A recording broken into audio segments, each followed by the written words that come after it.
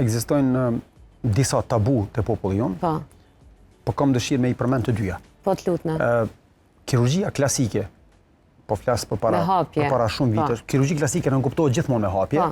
E kam për ata që më na kupton të drejt. Kirurgjia e hapun, kirurgjia klasike, nuk kupton hapjen e barkut edhe heqjen e idhzës përmes një operacioni të hapun.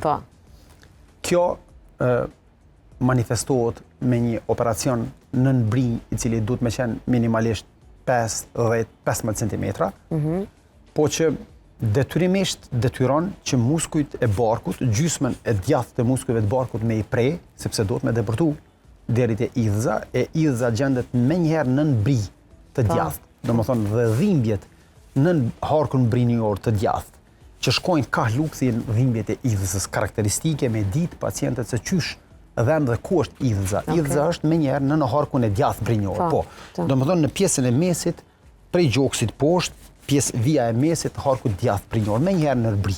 Që aty pozicionohet idhza. Idhza është e ngjitur në mëlçi dhe dhimbjet vijnë prej kësaj pozite, pastaj shkojnë ka lukthi, domethënë shpërndahen edhe ka lukthi.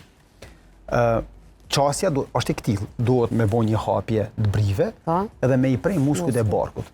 Kjo manifestohet edhe me dhimbje pasoperatore shumë të mëdha, po shumë shpesh edhe me probleme për shkak të plagës operatore, për shkak të muskujve. Pacienti humb gjysmën e muskujve të barkut që i ndihmojnë në çdo lëvizje të trupit.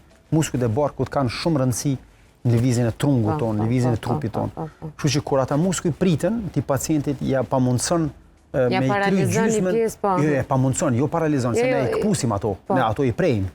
Në kuptimin duhet me u prej patjetër për me të përtu poshtë. Po paralizohet funksionimi i çaty në muskujve. Pamundësohet funksionimi i qasaj anë të muskujve, sepse ato priten, ato nuk ngjiten më.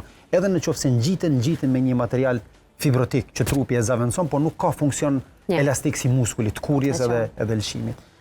Si pasojë, ky operacion ka qenë një operacion jo i këndshëm, jo i lehtë.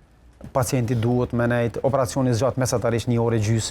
Pacienti duhet me nejt 5-7 ditë në spital. Plaga duhet më mjeku për 2 javë, plaga është e madhe, shpesh për shkak të lëvizjes shumë të madhe të pacientit, plaga mundet me pas një herni ose bruh në gjuhën e popullit. Në gjuhën e popullit, po bruhi është gjuhë serbe, nuk është ashtu e njohur. Pacienti ashtu e njohur fatkeqësisht, po herni quhet ajo herni. Dhe duhet më rioperu prap. Po pasoja e dytë mund me qenë një infekcion për shkak se plaga është shumë e trashë, muskujt janë shumë trashë, shtresat janë shumë trasha dhe shpesh ka infeksione.